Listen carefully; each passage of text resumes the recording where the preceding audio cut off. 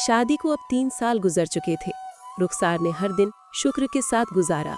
वो समझती थी कि सब्र के बाद हमेशा सुकून आता है, मगर तकदीर जैसे उसके लिए नए इम्तिहान तैयार कर चुकी थी। शाहिद का छोटा भाई भी साथ ही शादी के बंधन में बंधा था। दोनों भाभियां एक ही घर में, एक ही छत के नीचे। रुखसार हर सुबह सबके लिए नाश्ता तैयार करती, घर को साफ रखती और फिर खामोशी से कुरान की तिलावत में मसरूफ हो जाती। मगर एक दिन वो मंजर आया जिसने उसके दिल को चीर कर रख दिया। घर में खुशी की खबर गूंज उठी। शाहिद के भाई की बीवी उम्मीद से है। पूरा घर खुशी से झूम उठा। सास के चेहरे पर मुस्कुराहट थी और सबके लबों पर दुआएं। सिर्फ एक रुखसार थी जो चुपचाप खड़ी थी, चेहरे पर मसनूई मुस्कुराहट मगर दिल में एक अजीब सा खालीपन। रात को जब सब सो गए वो चुपके से नमाज़े तहज्जुद के बाद रो पड़ी।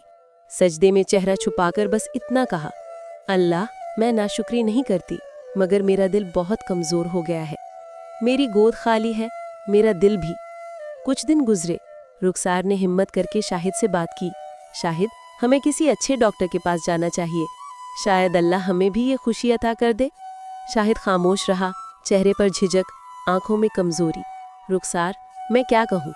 लोग बातें बनाएंगे, अम्मी नाराज़ होंगी, और अगर मैं ही मसला हुआ तो? रुखसार के दिल में जैसे किसी ने खंजर सा घोंप दिया। उसने आहिस्ता से कहा, शाहिद, इलाज गुनाह नहीं होता, ये उम्मीद की तलाश है। शाहिद नजरें झुकाकर बोला, मैं बुज़दिल हूँ रुखसार, मैं डरता हूँ, मैं चाह कर भी कुछ नहीं कर सकता। रुखसार ने उस लम्हे उसके चेहरे को देखा। एक नेक दिल मगर कमज़ोर मर्द। उसके दिल में गुस्सा नहीं बल्कि एक और सब्र ने जन्म लिया।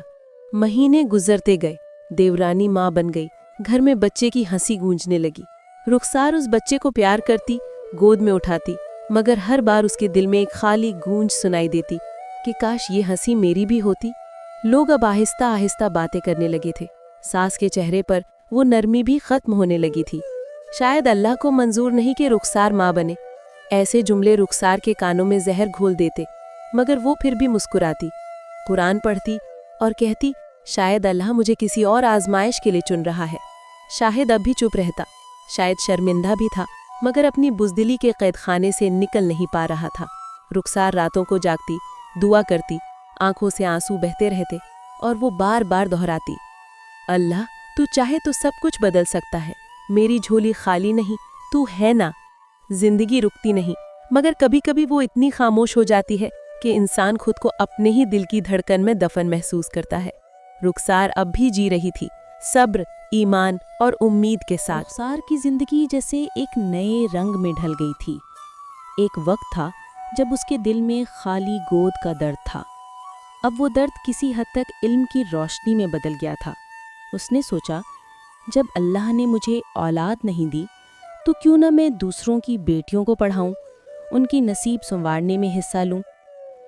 यूं उसने महल्ले की चंद बच्चियों को कुरान और दीन की तालीम देना शुरू की। पहले पहल तो 2-4 बच्चियां आतीं, लेकिन आहिस्ता आहिस्ता घर इल्म का चिराग बन गया। घर में कुरान की तिलावत की आवाज़ें गूंजने लगीं। शाहिद शुरू में थोड़ा हैरान था, लेकिन जब उसने देखा कि रुखसार के चेहरे पर सुकून है तो उसने भी खामोशी से उसका साथ दिया। वक्त गुजरता गया। रुखसार के दर्स में अब दर्जनों बच्चियां आने लगीं। घर छोटा पड़ गया, जगह कम थी, लेकिन दिलों में रोशनी बढ़ रही थी। एक दिन रुखसार ने आहिस्ता से कहा, शाहिद, मैं चाहती हूँ हम एक अलग घर ले लें, जहाँ ज़्यादा जगह हो और मैं एक बाकायदा मदरसा बना सकूँ। शाहिद ने उसकी आंखों में चमक देखी और पहली बार दिल से मुस्कुराया। ठीक है रुखसार, तुम्हारे लिए सब कुछ मुमकिन है। यूं वो दोनों एक नए घर में शिफ्ट हो गए, छोटा सा मगर रोशन घर। सामने सेहन में कालीन बिछा दिया गया। दीवारों पर इकरा बिस्म रब्बिक की खूबसूरत खत्ताती लगी थी। रुखसार ने मदरसे का नाम रखा मदरसा नूरुल हयात, जिंदगी की रोशनी।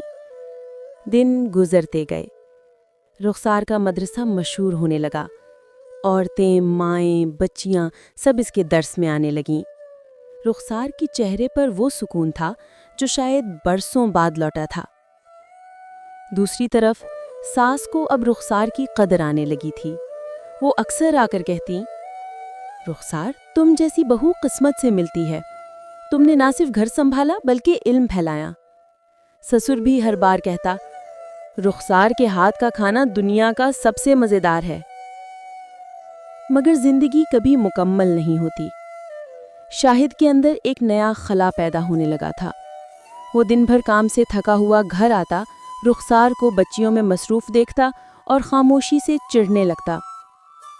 ایک شام جب رخسار پڑھا رہی تھی، شاہد نے جھنجھلا کر کہا، رخسار تمہارے پاس اب میرے لیے وقت نہیں رہا، ہر وقت قرآن، ہر وقت بچیاں، میں تمہارا شوہر ہوں یا مہمان؟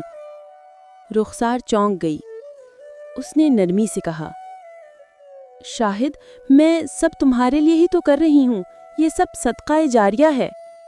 شاہد غصے میں بولا، مجھے صدقہ نہیں، تمہارا وقت چاہیے۔ رخسار کے لب کپ کپائے، دل چاہا کہ کچھ کہے مگر زبان جیسے بند ہو گئی۔ اس رات دونوں کے درمیان خاموشی دیوار بن گئی۔ رخسار نے قرآن کھولا اور آہستہ سے پڑھنے لگی، ان مع العسر یسرا، یعنی بے شک تنگی کے ساتھ آسانی ہے۔ شاید یہ آیت ہی اس کے دل کا سہارا تھی۔ اب رخسار ایک بار پھر زندگی کے دو راستوں پر کھڑی تھی، ایک طرف علم و خدمت، دوسری طرف ازدواجی رشتہ جو کمزور ہوتا جا رہا تھا۔